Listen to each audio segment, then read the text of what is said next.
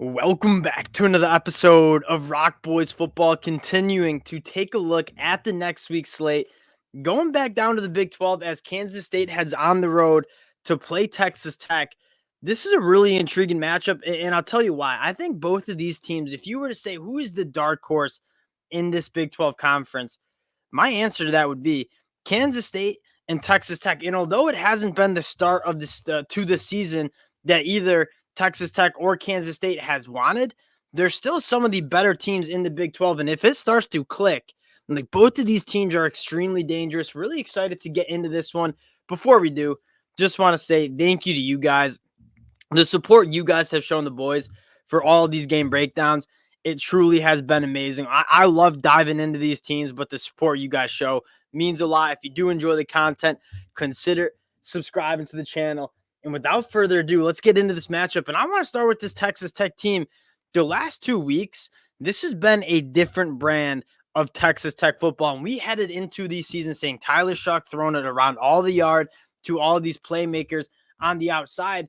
Obviously, Tyler Shuck goes down. The offense struggles. Where does Texas Tech turn to? The run game. The last 2 weeks, I mean, they've been hammering the ball and doing it really effectively. I mean, 180 yards rushing against Baylor, 239 yards rushing against Houston. When you watch this Texas Tech team, I think this run game gives a little bit of life and energy into this Texas Tech offense. The offensive line, like they look fired up to do all the run blocking that they are doing, and they're doing a good job, like reestablishing the line of scrimmage, double teams, working up to the second level. Taj Brooks, a running back, that if you give him space to operate, he is one of the more dangerous running backs in the Big 12, extremely good at bouncing off tackles, making people miss in short areas. And the success of the run game has taken a lot of pressure off Morton, right? I mean, I think Morton was dinged up, kind of came into a difficult situation when Tyler Shuck went down. But Morton looks a little bit more comfortable as the run game has been established. You're seeing teams trying to respond to load the box. And what are they doing? They're not necessarily pushing the ball down the field, but they're getting it out quick to the perimeter in that kind of short passing game and letting their athletes go be dangerous and go be playmakers.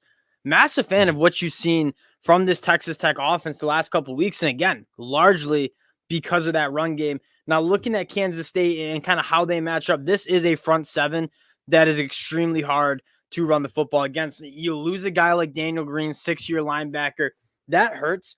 I still really do like this front seven. And it was a bad performance against Oklahoma State. And kind of how you're handicapping and looking at this game is, well, what version of Kansas State are you going to get? And you get the version of Kansas State where they're playing really good defense, not giving up anything in the run game.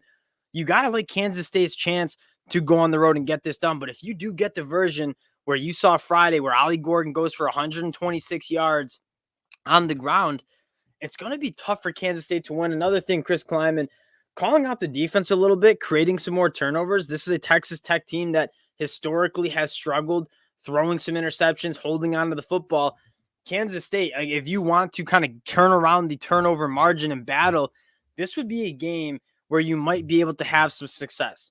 Now, flipping the sides, again, Joey McGuire doing a great job. You start the season 1-3, it's easy to let that season get away from you.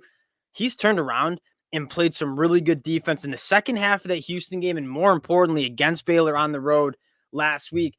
I'm a huge fan of how aggressive this Texas Tech defense is, right? When you saw them play Houston, Houston was just carving them up. Texas Tech rushing 3, dropping 8, and it was kind of just like death by 1,000 needles. Right? Houston just kind of going right down the field. Really, not much resistance because Texas Tech was just not going to want to giving up the big play. You turn around and look how they played against Baylor.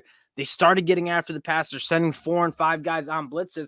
I have a lot of confidence in guys like Malik Dunlap in that back end to hold up. If I'm Texas Tech, like I'm trying to get some pressure on the quarterback. A guy like Steve Linton has been absolutely phenomenal. Over 10 quarterback hurries. His pass rush win rate, 18%, extremely high. Bradford on the inside has been doing some really good things. This pass rush, I think, can take over a game. And if I'm Texas Tech, I'm going to let it. And I'm going to hope, and I'm going to put a lot of trust in my guys in the back end, which I think you have really good players back there. Trust them to kind of be on islands a little bit and go play a little bit more of an aggressive brand of defense. That's how I think Texas Tech can kind of win this game. And that's what I've seen when they have success on the defensive side of the ball, like they did against Baylor. That's kind of what I noticed when they were getting after it, getting downhill, having that aggressive brand. Kansas State on offense, going back and watching that Oklahoma State game again, you haven't seen that really from Will Howard or this Kansas State offense. Like I took Kansas State to cover the 11 points. Obviously, was wrong about that. They lost outright. I don't really have a great answer. Will Howard looked really lost there. They still were able to run the football, which is a little bit optimistic, right? DJ Giddens, Trayshawn Moore, Will Howard with his legs. They had some success there, but through the passing attack, like that was extremely one-dimensional offense last week. I mean, they could not get anything going vertically down the field. And when they got down, they had to rely on the passing attack, and that was a really bad recipe. How you look at this game, and again, they got some guys. Phillip Brooks, I think, is a really good ball player. What you're looking at for this game is, does Kansas State come out on offense and play like they did against Oklahoma State, or play like they did against the Missouri Tigers or UCF? That's kind of the question that you're looking at this game. Now, getting to the pick, Kansas State coming in as a 1.5-point underdog on the road at Texas Tech. Night game. This is you saw Texas Tech almost get Oregon at home a couple weeks ago. I'm going to lean with Texas Tech just because you asked me what I've seen from both of these teams the last couple weeks, especially last week. I think Texas Tech probably had their best game of the season against Baylor on the road. Kansas State on the road at Stillwater, probably by far their worst game of the season. I kind of like it's a little bit more of a vibes play than anything else. Texas Tech, I think, is going in the right direction. Kansas State, I'm not saying their season is going in the wrong direction, but it's definitely not going in the right direction as of now. And going back and watching the game against Oklahoma State, this is not a team that I want to kind of be behind in this one. So I'm going Texas Tech to take care of business at home as a slight home favorite. Appreciate you guys rocking with the fellas. Again, if you do enjoy the content, consider subscribing to the channel. Appreciate you guys, and we'll talk to y'all later.